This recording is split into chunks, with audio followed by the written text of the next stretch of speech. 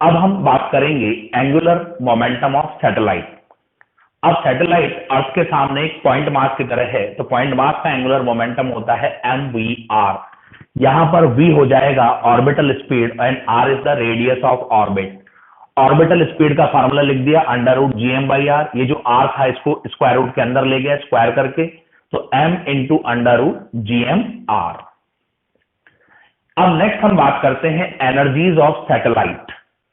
देखिए सैटेलाइट जब ऑर्बिट में चलता है तो मोशन या स्पीड की वजह से उसके पास होती है काइनेटिक एनर्जी, और काइनेटिक एनर्जी है gmm/2r। And due to position in earth gravitational field इसके पास होती है पोटेंशियल एनर्जी। तो सैटेलाइट की पोटेंशियल एनर्जी -gmm/r, जहां capital M mass of earth है and small m mass of satellite. अब इन दोनों को ऐड कर लूं तो मेरे पास टोटल एनर्जी आती है -gmm/2r। तो टोटल एनर्जी काइनेटिक एनर्जी की साफ दिखाई दे रही है, नेगेटिव है। So total energy is negative of kinetic energy and total energy is half of potential energy.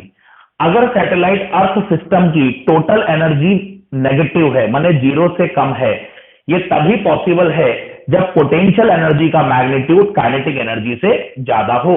हमें मालूम है यहां पोटेंशियल एनर्जी नेगेटिव है, तो अगर पोटेंशियल एनर्जी का मैग्नीट्यूड काइनेटिक एनर्जी से ज्यादा है तो इसका मतलब नेगेटिव वैल्यू बड़ी है, तो इन दोनों का जो सम होगा वो नेगेटिव होगा। और जब टोटल एनर्जी नेगेटिव होती है तो सिस्टम बाउंड होता है, यानी सैटेलाइट अर्थ से बाउंडेड है। अब अगर मान लो टोटल एनर्जी 0 हो जाए या पॉजिटिव हो जाए, तो इस कंडीशन के अंदर हमारी जो काइनेटिक एनर्जी है वो पोटेंशियल एनर्जी के मैग्नीट्यूड से ज्यादा है, और इस सिचुएशन में सैटेलाइट अर्थ सिस्टम अनबाउंड हो चुका है और यहां सैटेलाइट एस्केप कर जाएगा। बाइंडिंग एनर्जी जो होती है वो मिनिमम एनर्जी है given to satellite so that it escapes. Binding energy total energy की नेगेटिव है। मैं ऐसा क्यों कह रहा हूं भाई? टोटल एनर्जी का नेगेटिव हो गया gmm/2r। अगर इस एनर्जी को मैं इस टोटल एनर्जी के साथ ऐड कर दूं तो टोटल एनर्जी 0 हो जाएगी और सिस्टम अनबाउंड हो गया। तो कहने का मतलब यह हुआ कि अगर किसी सैटेलाइट को एस्केप कराना है तो उसकी जो टोटल एनर्जी है उसके नेगेटिव के बराबर की एनर्जी ऐड कर दो, या सिंपल सी चीज है जो एग्जिस्टिंग काइनेटिक एनर्जी है उसके बराबर की एनर्जी ऐड कर दो, या एग्जिस्टिंग काइनेटिक एनर्जी को डबल कर दो, तो सैटेलाइट एस्केप कर जाएगा। अब यहां पर ग्राफ प्लॉट करेंगे बिटवीन एनर्जीज एंड डिस्टेंस। तो यहां पर अगर मैं काइनेटिक एनर्जी की बात करूं तो ये डिस्टेंस के इनवर्सली प्रोपोर्शनल है, यानी रेक्टेंगुलर हाइपरबोला। तो kinetic energy distance graph rectangular hyperbola, ऐसी potential energy distance graph rectangular hyperbola but in negative range. Total energy भी, ये भी rectangular hyperbola in negative range.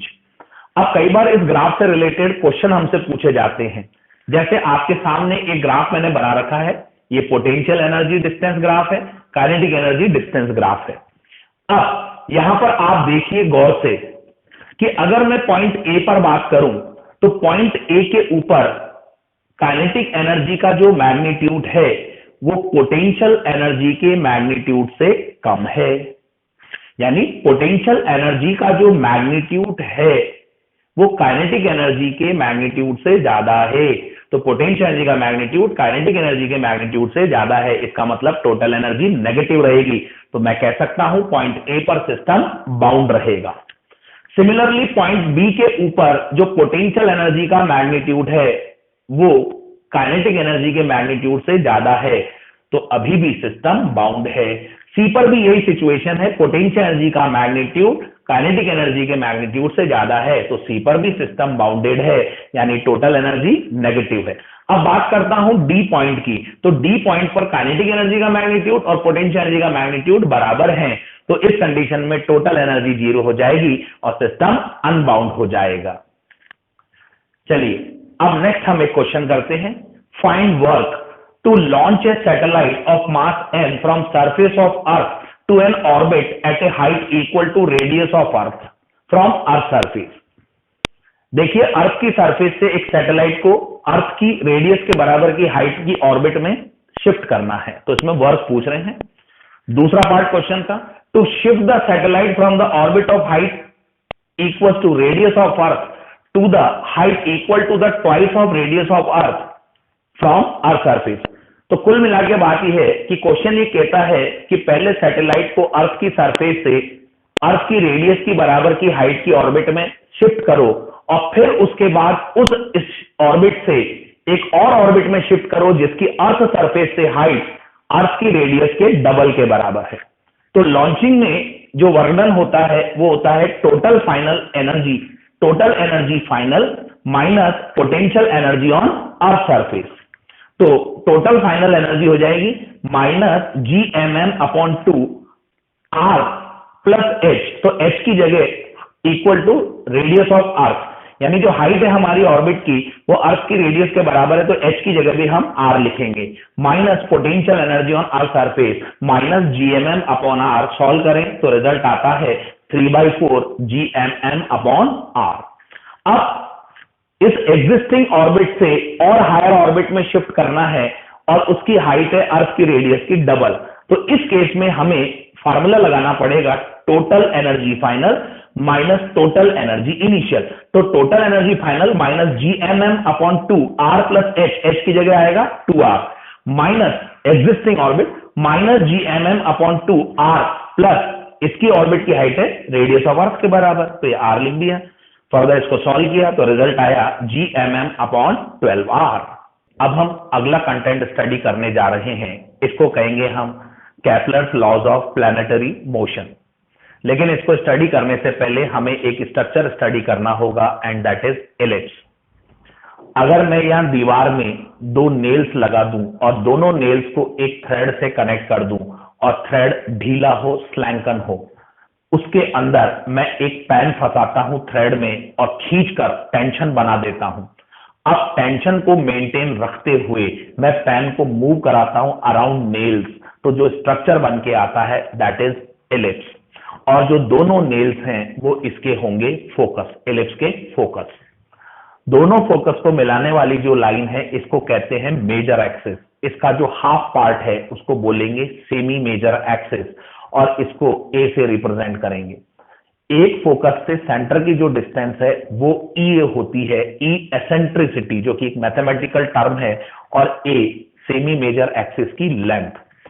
तो फोकस से इलिप्स पर एक फारदेस्ट डिस्टेंस होती है जिसको कहेंगे हम एपेलियन और एपोजी। तो फोकस से एपेलियन की डिस्टेंस होगी ई ए प्लस ए, जिसको मैं आर मैक्स से रिप्रेजेंट कर रहा हूं, ए प्लस ई ए। दूसरा, फोकस से एक नियरेस्ट पॉइंट होता है, इसको कहते हैं पेरिलियन और पेरिजी। इसकी डिस्टेंस यदि हम निकालें तो सेमी मेजर एक्सिस में से ई ए सब्ट्रैक्ट करना होगा, तो आर मिनिमम हो गया ए माइनस ई ए।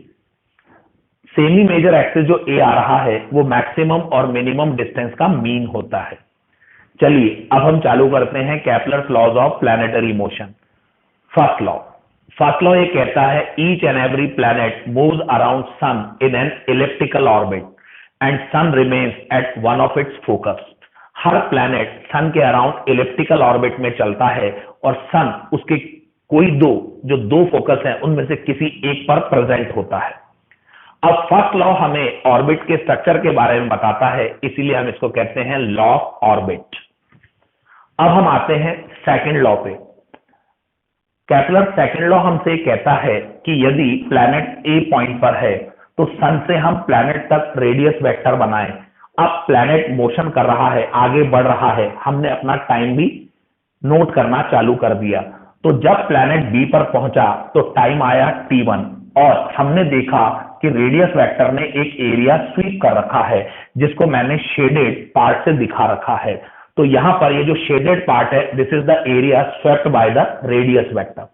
अब प्लैनेट सी पोजीशन पर है, अगेन मैंने टाइम नोट करना चालू किया और जब रेडियस वेक्टर डी पॉइंट पर पहुंचा तो मैंने नोट किया ये टाइम t2 था और एरिया ये शेडेड पार्ट था। तो केपलर सेकंड लॉ ये कहता है कि area swept by the radius vector in equal interval of time is equal, माने equal areas are swept by radius vector in equal interval of time. यदि t1 और t2 बराबर होंगे तो दोनों शेडेड एरिया भी बराबर होंगे, ये हमारा सेकंड लॉ है, जिसको हम कहते हैं कि एरियल वेलोसिटी रिमेन्स कांस्टेंट, यानी डीए अपॉन dt कांस्टेंट है। अब एरियल वेलोसिटी को जब हम सॉल्व करते हैं तो डी अपॉन dt हमें मिलता है एंगुलर मोमेंटम का स्क्वायर अपॉन 2m, ये कांस्टेंट रहेगा, ऐसा ही कहता है। अब एंगुलर मोमेंटम कांस्टेंट है क्या? तो देखिए एंगुलर मोमेंटम कैसे कांस्टेंट है वो बताता हूं आपको। प्लैनेट पर सिर्फ एक ही फोर्स काम कर रहा है और वो है ग्रेविटेशनल फोर्स। ग्रेविटेशनल फोर्स की line of action axis of rotation से पास हो रही है, यही तो एक्सिस ऑफ रोटेशन है। तो ग्रेविटेशनल फोर्स की line of action axis of rotation से पास हो रही है, और यदि किसी फोर्स की line of action axis of rotation से पास होती है तो उसका टॉर्क 0 है, यानी इस प्लैनेट के ऊपर ग्रेविटेशन का टॉर्क 0 है। अब प्लैनेट पर और कोई फोर्स तो है नहीं, तो इसका मतलब यह हुआ कि प्लैनेट पर एक्सटर्नल टॉर्क 0 है, और जब एक्सटर्नल टॉर्क 0 है तो इसका एंगुलर मोमेंटम कांस्टेंट रहेगा। तो हमने प्रूव कर दिया कि L is constant and m is the mass of planet which is also constant, तो d अपॉन dt कांस्टेंट। अब इस पर जो क्वेश्चन आते हैं वो बिल्कुल थ्योरेटिकल आएंगे, जिनको बड़े आराम से आप सॉल्व कर सकते हो। बस दिमाग में बात रखना कि जितना एरिया उतना ही टाइम इंटरवल। अगर एरिया बराबर है तो टाइम इंटरवल भी बराबर होंगे, एरिया डबल है तो टाइम इंटरवल भी डबल होगा, और अगर एरिया 3 टाइम्स है तो टाइम इंटरवल भी 3 टाइम्स होगा। जैसे फॉर एग्जांपल मैं कहता हूं area SCD is equal to area SAB, यानी दोनों शेडेड एरिया बराबर हैं, इसका टाइम T2 है और SAB का टाइम T1 है, तो आंसर सीधा आ गया हमारे पास, बोथ मस्ट बी सेम, जो कि मैंने लिख भी रखा है। Time interval of area SCD T2 must be equal to time T1 of area SAB। अब इसी में थोड़ा सा मैं चेंज करके बोल रहा हूं, area SAB in the figure is double the area SCD, यानी ये जो एरिया है SAB वाला जो एरिया है वो SAD का डबल है। तो अगर ये एरिया डबल है तो T1 टाइम भी T2 का डबल होगा, सीधा आंसर आ गया, T1 is equal to 2T2। अब इसी में एंगुलर मोमेंटम से रिलेटेड एक कंसेप्ट बनता है जो भी अक्सर एग्जाम में पूछा जाता है। अब एंगुलर मोमेंटम कांस्टेंट हम प्रूव कर चुके हैं क्योंकि एक्सटर्नल टॉर्क 0 है, तो L इक्वल टू mvr, ये फॉर्मूला पॉइंट मास के लिए लगता है, तो प्लेनेट यहां पॉइंट मास की तरह तो बिहेव करेगा सन के सामने, तो इसका एंगुलर मोमेंटम हो गया mvr, जो कि कांस्टेंट है। m प्लेनेट का मास कांस्टेंट है तो v इंटू आर भी कांस्टेंट रहेगा, तो v inversely proportional to r।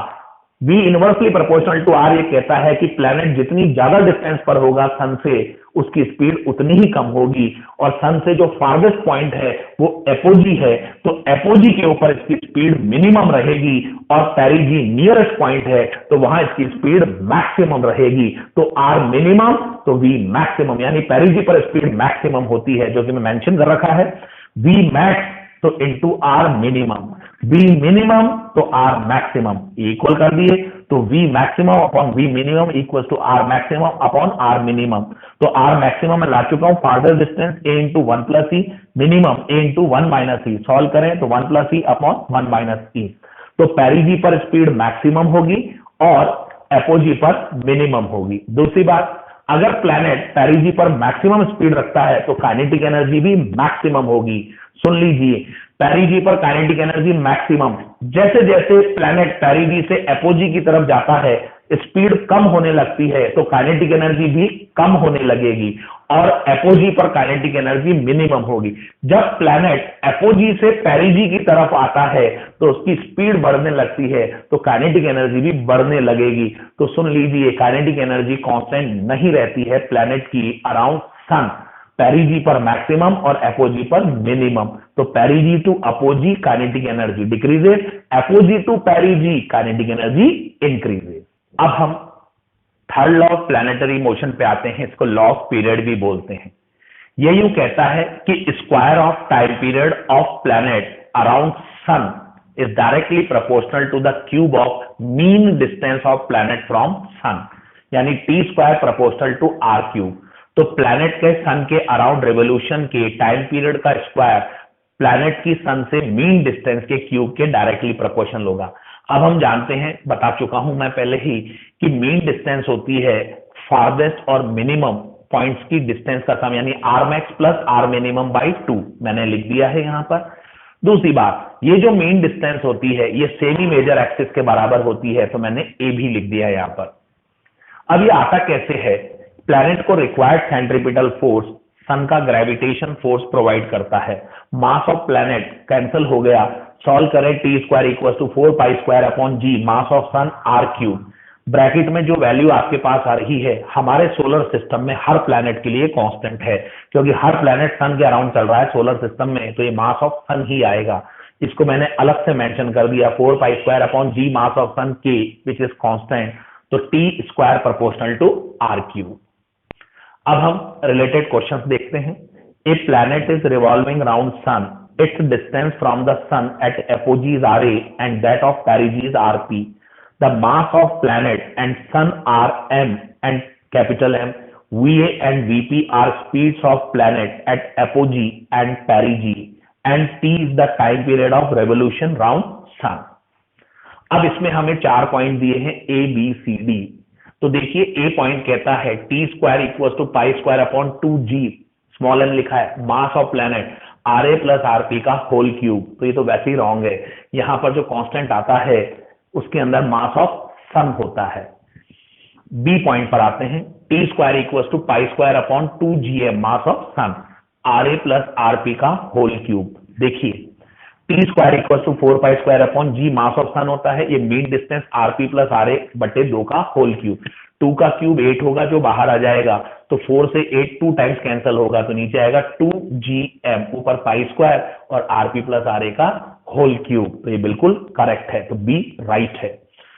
C option है वीए आर ए, यानी एपोजी पर स्पीड, एपोजी की जो डिस्टेंस है उसका प्रोडक्ट कांस्टेंट है, तो VA R A equal to VP RP. देखिए हम जानते हैं प्लैनेट का एंगुलर मोमेंटम कांस्टेंट रहता है क्योंकि उस पर नेट टॉर्क 0 है, तो M V R equal to constant, तो V R equal to constant, तो VP RP equal to V A R A. तो सी ऑप्शन भी बिल्कुल करेक्ट है। अब बात करते हैं डी ऑप्शन की। हमें मालूम है कि अगर V R equal to constant है तो V inversely proportional to R होगा, larger is the distance lesser is the speed. तो हमें मालूम है एपोजी पर डिस्टेंस पेरिजी के कंपैरिजन में लार्ज होती है, तो speed at apogee will be less than that of पेरिजी।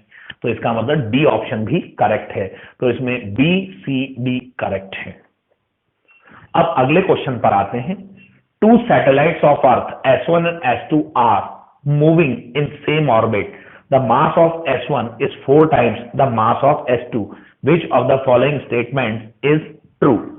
तो 4 ऑप्शन है, सही स्टेटमेंट सेलेक्ट करना है। पहला, the kinetic energy of satellites are equal.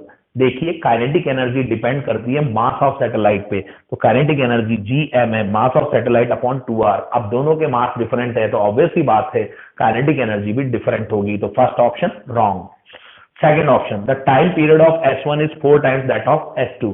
देखिए टाइम पीरियड सैटेलाइट के मास पे डिपेंड करता ही नहीं है, अब सिंस दोनों सेम ऑर्बिट में हैं तो टाइम पीरियड सेम आना चाहिए, जबकि ये कहता है डिफरेंट है, तो सेकंड ऑप्शन भी रॉन्ग। थर्ड ऑप्शन कहता है the potential energy of earth and satellite are equal. Potential energy depend करती है on the mass of satellite, m आ रहा है, तो भले ही इनकी रेडियस सेम हो यानी r सेम हो, मास ऑफ अर्थ भी सेम हो, लेकिन सैटेलाइट के मास डिफरेंट होने से पोटेंशियल एनर्जी भी डिफरेंट आएगी, तो थर्ड ऑप्शन भी रॉन्ग। फोर्थ ऑप्शन कहता है S1 and S2 are moving with same speed. S1 और S2 सेम स्पीड से चल रहे हैं। अब इनकी ऑर्बिटल स्पीड का फार्मूला देखें तो under root GM/r, r is the orbital radius, capital M is the mass of earth। Satellite के मास यहां नहीं आ रहे, दोनों सैटेलाइट एक ही ऑर्बिट में है, तो small r is same, mass of earth is also same and G तो होता ही कांस्टेंट है। इसका मतलब दोनों सैटेलाइट की ऑर्बिटल स्पीड सेम होंगी, इसका मतलब फोर्थ ऑप्शन करेक्ट। अब हम अगले क्वेश्चन की तरफ आते हैं। अगला क्वेश्चन ये कहता है a satellite is moving in elliptical orbit around earth, the mass of the satellite is very small in comparison to the mass of earth, then हमें 4 ऑप्शन दिए हैं, सही ऑप्शन चुनना है। the acceleration of satellite is always directed towards the center of earth, obviously satellite पर one and only force काम कर रहा है and that is gravitational force. तो जिस डायरेक्शन में फोर्स होगा उसी डायरेक्शन में एक्सेलरेशन होगा, तो सैटेलाइट पर जो एक्सेलरेशन होता है वो towards the centre of earth act करता है, तो हमारा पहला ऑप्शन ही करेक्ट हो गया। फिर भी हम बाकी के 3 ऑप्शन चेक करेंगे कि वो गलत क्यों है। सेकंड ऑप्शन कहता है the angular momentum of satellite about the centre of the earth changes in direction. देखिए जो एंगुलर मोमेंटम होता है वो एक्सियल वेक्टर होता है, इसकी डायरेक्शन हमेशा एक्सिस ऑफ रोटेशन के अलोंग होती है और इसकी डायरेक्शन के लिए हम यूज में लेते हैं राइट हैंड थंब रूल। अब सैटेलाइट इस तरीके से मोशन कर रहा है और ये इसकी एक्सिस ऑफ रोटेशन हो गया, तो राइट हैंड की फिंगर्स को अगर हम सैटेलाइट के मोशन की डायरेक्शन में ले जाएं तो थंब एक्सियल वेक्टर यानी एंगुलर मोमेंटम की डायरेक्शन को दिखाएगा जो कि एक्सियली है, और जो मेरा डायग्राम है उसमें एक्सियली आउटवर्ड्स हो गया। अब सैटेलाइट चाहे इस पोजीशन पर हो, यहां हो, यहां हो, यहां हो, what ever be the position of satellite around the earth, हमेशा एंगुलर मोमेंटम की डायरेक्शन हमारा एक्सियल में है और सेम डायरेक्शन में होती है। जैसे जो डायग्राम मैंने बना रखा है उसके अंदर ऑलवेज डायरेक्टेड एक्सियली आउटवर्ड्स, किसी भी पोजीशन पर सैटेलाइट हो अराउंड द अर्थ। तो इसका मतलब ये हुआ कि डायरेक्शन में कोई चेंज आता ही नहीं है एंगुलर मोमेंटम की, तो ये तो ऑप्शन ही गलत हो गया। ये कहता है डायरेक्शन में चेंज होता है, तो हम कहेंगे डायरेक्शन तो कांस्टेंट है। और दूसरा, सिर्फ ग्रेविटी फोर्स एक्ट कर रहा है और उसकी line of action axis of rotation से पास हो रही है, तो उसका टॉर्क जीरो है। Since there is no external torque on the satellite, so its angular momentum also remains constant. तो angular momentum both magnitude and direction दोनों में कांस्टेंट रहता है। अब सेकंड ऑप्शन रॉन्ग। अब थर्ड ऑप्शन पे आते हैं। The total mechanical energy varies periodically with the time. ये कह रहा है काइनेटिक और पोटेंशियल एनर्जी का सम टाइम के साथ साथ वेरी करता है, कम ज्यादा होता रहता है। देखिए, कंजर्वेशन ऑफ मैकेनिकल एनर्जी ये कहता है if only conservative force is doing work, if there is only conservative force is doing work then the total mechanical energy remains constant. तो यहां तो ग्रेविटी फोर्स इस पर एक्ट कर रहा है जो कि कंजर्वेटिव फोर्स है, इसलिए mechanical energy, total mechanical energy हर पॉइंट पर कांस्टेंट रहेगी, जबकि ये कहता है वेरी होएगी। तो option number 3 wrong. Fourth option पे आते हैं। Linear momentum P equals to mv, linear momentum remains constant in magnitude. No, ये इलिप्टिकल ऑर्बिट के अंदर है, फारदेस्ट पॉइंट पर इसकी स्पीड मिनिमम होगी, तो वहां लीनियर मोमेंटम का मैग्नीट्यूड मिनिमम होगा। और जब ये पेरिजी पर होगा तो इस कंडीशन के अंदर स्पीड मैक्सिमम है, तो लीनियर मोमेंटम का मैग्नीट्यूड मैक्सिमम रहेगा, mv का मैग्नीट्यूड मैक्सिमम, क्योंकि मास तो कांस्टेंट है। इसका मतलब है कि लीनियर मोमेंटम का मैग्नीट्यूड वैरी करेगा, जबकि ये कहता है कांस्टेंट रहेगा। तो फोर्थ ऑप्शन रॉन्ग। चलिए अब हम अगले क्वेश्चन पे आते हैं। A remote sensing satellite of earth revolves in a circular orbit at a height 0.25 into 10 की power 6 metre above surface of earth. If earth radius is 6.38 into 10 की power 6 metre and acceleration due to gravity 9.8 metre per second square, then the orbital speed of the satellite will be. हम जानते हैं orbital speed of satellite होती है √gm/r। gm को लिख सकते हैं gr स्क्वायर, और नीचे r है r+h। मैंने नीचे r कॉमन निकाल लिया तो एक पावर से कट गया, तो √gr/1+h/r। अब g की वैल्यू मैंने रखी, रेडियस ऑफ अर्थ की वैल्यू मैंने रखी, 1+ हाइट मैंने रखी, रेडियस ऑफ अर्थ रखी, सॉल्व करें तो रिजल्ट आता है 7.76 किलोमीटर पर सेकेंड। नेक्स्ट मैं थोड़ी बात करूंगा जियो स्टेशनरी सैटेलाइट की। जियो स्टेशनरी सैटेलाइट उसको कहते हैं जो हमेशा अर्थ पर खड़े हुए एक ऑब्जर्वर के रेस्पेक्ट में हमेशा रेस्ट पर रहता है। अब ये सैटेलाइट अर्थ पर खड़े हुए ऑब्जर्वर के रेस्पेक्ट में हमेशा रेस्ट पर है, इसका मतलब है कि अर्थ की ओन एक्सिस पर रोटेशन की स्पीड और सैटेलाइट की स्पीड दोनों सेम है, तभी तो रिलेटिव वेलोसिटी 0 हो गई है। तो इसका मतलब ये हुआ कि हमारी अर्थ 24 आवर्स में एक रेवोल्यूशन पूरा करती है अबाउट ओन एक्सिस, तो ये सैटेलाइट भी 24 आवर्स में ही एक रेवोल्यूशन पूरा करेगा, तो इसका टाइम पीरियड 24 आवर्स। इसकी ऑर्बिटल स्पीड होती है 3.1 किलोमीटर पर सेकेंड। ये अर्थ की सरफेस से 36,000 किलोमीटर की हाइट पर होता है, जो nearly 6 times of radius of अर्थ होता है। इस ऑर्बिट में हम सैटेलाइट को रख देते हैं, हमारे रेस्पेक्ट में वो रेस्ट पर है, तो हमें यूं लगता है मानो सैटेलाइट को उस ऑर्बिट में पार्क कर दिया हो। दैट इज वाई इनकी ऑर्बिट्स को कहते हैं पार्किंग ऑर्बिट। ये हमेशा इक्वेटर के ऊपर होता है, इसका ऑर्बिटल प्लेन इक्वेटोरियल प्लेन से कोइंसाइड करता है और कोसेंट्रिक होता है। दूसरी बात, वेटलेसनेस। वेटलेसनेस का मतलब है अपरेंट वेट या इफेक्टिव वेट 0 हो जाना। अगर मैं एक आर्टिफिशियल सैटेलाइट की बात करूं तो आर्टिफिशियल सैटेलाइट के अंदर जितने भी पार्टिकल्स हैं उन सब पर एक ही फोर्स लगा है, that is gravitational force of earth. इसकी direction towards the centre of earth होती है, तो तो सब पर लगने वाला एक्सेलरेशन भी towards the centre of earth होगा, which is acceleration due to gravity. अगर एक्सेलरेशन ड्यू टू ग्रेविटी है तो हर पार्टिकल सैटेलाइट में फ्री फॉल की कंडीशन में है। फ्री फॉल की कंडीशन का मतलब वेटलेसनेस, इसलिए हर पार्टिकल आर्टिफिशियल सैटेलाइट में वेटलेसनेस की कंडीशन में होता है। अब दिमाग में एक क्वेश्चन आता है कई बार, तो फिर मून पे कैसे है? मून भी तो सैटेलाइट है अर्थ का, नेचुरल सैटेलाइट है बट है तो सैटेलाइट, तो वहां तो G/6 ऑफ अर्थ होता है, यानी अर्थ के G का 1/6 होता है। तो ऐसा क्यों? एक्चुअली मून एक मैसिव बॉडी है और मैसिव बॉडी होने से वो खुद का ग्रेविटी प्रोड्यूस कर लेता है, जबकि आर्टिफिशियल सैटेलाइट तो एक हल्का सा ऑब्जेक्ट है जिसका मास बहुत लो है इन कंपैरिजन टू अर्थ, तो वो ओन ग्रेविटी प्रोड्यूस नहीं कर पाता। इसलिए आर्टिफिशियल सैटेलाइट में जितने भी पार्टिकल्स हैं वो फ्री फॉल में होते हैं, यानी वेटलेसनेस। और इसके साथ ही हमारा ग्रेविटेशन चैप्टर यहां पर कंप्लीट होता है।